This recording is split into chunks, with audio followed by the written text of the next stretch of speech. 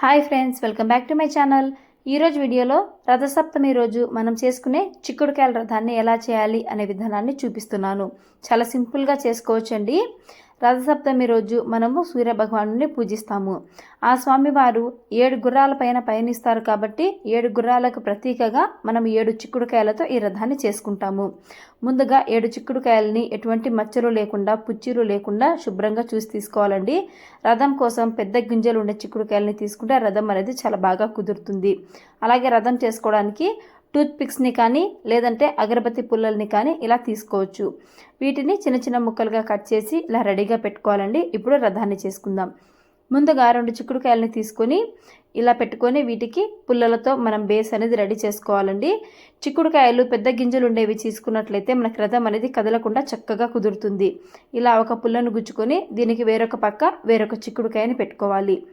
వెనకాల పక్క ఇప్పుడు ఎలాగైతే మనం పుల్లను గుచ్చామో అలాగే ఈ చిక్కుడుకాయలకి ముందు పక్క కూడా ఒక పుల్లని ఇలా గుచ్చుకోవాలి. మీరు గింజల్లోకి పుల్లను గుచ్చినట్లయితే రథం అనేది కదలకుండా చాలా చక్కగా కుదురుతుందండి. చూపిస్తున్న విధంగా కింది పక్క ఇలా రెడీ చేసుకోవాలి. మనకి రథం అనేది కింది పక్క రెడీ అయిపోయిందండి. ఇప్పుడు ఈ 2 చిక్కుడుకాయలకి 4 భాగాల 4 వైపులా పుల్లల్ని నిలువుగా గుచ్చుకోవాలి. ఇలా నిలువుగా గుచ్చుకోవడం వల్ల మనకు రథం మధ్య భాగం అనేది రెడీ అవుతుందండి. చూపిస్తున్న విధంగా పుల్లను తీసుకొని చిక్కుడుకాయ గింజల్లోకి గుచ్చుకోవాలి. ఇలా గింజల్లోకి గుచ్చుకున్నట్లయితే మనకు చిక్కుడుకాయ అనేది చాలా స్ట్రాంగ్గా ఉంటుంది. రథం కూడా చక్కగా కుదురుతుంది. ఇలా 4 వైపులా చూపిస్తున్న విధంగా పుల్లల్ని గుచ్చుకోవాలండి.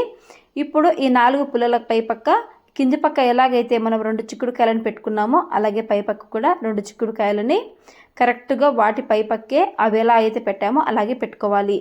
ఇలా చూపిస్తున్న విధంగా వెనకాల పక్క కూడా చిక్కుడుకాయను పెట్టేసుకోండి. ఇలా అడ్డంగా చిక్కుడుకాయలను పెట్టుకున్న తర్వాత ఈ 2 చిక్కుడుకాయలకు సపోర్ట్గా మళ్ళీ పుల్లల్ని గుచ్చుకోవాలి. ఇలా గింజల్లోకి మనం పుల్లల్ని పెట్టుకున్నట్లయితే రథం అనేది మనం ఎంత వెయిట్ పెట్టినా పూజ చేసేటప్పుడు చేయి తగిలినా కూడా పడిపోకుండా విరిగిపోకుండా చాలా చక్కగా కుదురుతుందండి. పుల్లలన్నీ ఒకే సైజులో తీసుకున్నట్లయితే రథం అనేది చాలా చక్కగా కుదురుతుంది. చూపిస్తున్న విధంగా రథాన్ని ఇలా మధ్య భాగం వరకు రెడీ చేసుకున్నాం కదా. ఇప్పుడు గోపురాన్ని రెడీ చేసుకోవాలి. గోపురం రెడీ చేసుకోవడానికి 3 చిక్కుడుకాయలని తీసుకోవాలండి. ఈ 3టికి ఒక పక్క భాగాన ఒక పుల్లను పెట్టి పుల్ల ఎక్కువ పొడుగా లేకుండా విరుచుకోవాలి. ఇలా పై పక్క చిక్కుడుకాయలని ఒక దగ్గరకు చేసుకున్న తర్వాత కింది పక్క భాగాలు ఉంటాయి కదా, కింది పక్క ఉండే 3 చిక్కుడుకాయల భాగాల్ని త్రిభుజాకారంలో రథానికి పెట్టుకోవాలండి. ఇలా త్రిభుజాకారంలో రథానికి పెట్టుకున్నట్లయితే రథానికి గోపురం అనేది రెడీ అవుతుంది. ఇలా గోపురాన్ని రెడీ చేసుకోవడానికి చిన్న చిన్న పుల్లల్ని తీసుకోవాలండి. చిన్న సైజులో తీసుకున్నట్లయితే మనకు పుల్లలు అనేవి బయటికి కనిపించకుండా ఉంటాయి. చిన్న చిన్న ముక్కల్ని తీసుకొని ముందుగా ఒక పక్క భాగాన్ని ఇలా లోపలికి గుచ్చేసుకోవాలి. మీకు పుల్ల మిగిలినట్లయితే పై పక్క ఉండే భాగాన్ని తుంచేసుకోండి. ఇలా 2 పక్క భాగాన్ని కూడా పుల్లని లోపలికి గుచ్చేసుకొని వెనకాల పక్క చిక్కుడుకాయ ఉంటుంది కదా, దాన్ని మాత్రము ముందు పక్క మధ్యలోకి గుచ్చుకోవాలి. ఇలా మధ్యలోకి గుచ్చుకోవడం వల్ల మనకు రథానికి ముందు భాగం లాగా వస్తుందండి. సపోర్ట్ అనేది చాలా బాగా నిలుస్తుంది. ఇలా చిక్కుడుకాయల్ని 3 పక్కల పైన రెడీ చేసుకున్న తర్వాత మనకు రథం అనేది రెడీ అయిపోతుందండి.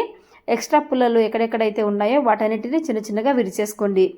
చూడండి, రథం అనేది ఇలా పుల్లలు కొంచెం పెద్దగా ఒకే సైజులో తీసుకున్నట్లయితే మధ్యలో మంచి స్పేస్తో చక్కగా రెడీ అవుతుందండి. పూజ చేసుకోవడానికి చాలా వీలుగా ఉంటుంది. ఇలా రథం రెడీ చేసుకున్న తర్వాత పసుపు, కుంకుమ, గంధాలతో రథాన్ని చక్కగా అలంకరించుకోండి. ఈరోజు స్వామివారికి ఎరుపు రంగు పుష్పాలతో కానీ ఎరుపు రంగు అక్షింతలతో కానీ పూజిస్తే చాలా మంచిదండి.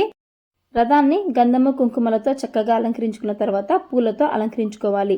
చూడండి, రథం అనేది చక్కగా రెడీ అయిపోయింది. చేత్తో పైకెత్తినా కూడా ఎక్కడ విరిగిపోవడం, పడిపోవడం అనేది జరగదండి. ఈ విధంగా రథాన్ని రెడీ చేసుకొని ఈసారి రథసప్తమి పూజని చేసుకోండి. నెక్స్ట్ వీడియోలో పూజా విధానాన్ని కూడా షేర్ చేస్తానండి. ఈ వీడియో మీకు నచ్చినట్లయితే ప్లీజ్ నా ఛానల్ని లైక్ చేయండి. అలాగే మీ ఫ్రెండ్స్ అండ్ ఫ్యామిలీ మెంబర్స్కి షేర్ చేయండి. ఇలాంటి మరిన్ని వీడియోస్ కోసం నా ఛానల్ని సబ్స్క్రైబ్ చేసుకోండి. Thanks for watching.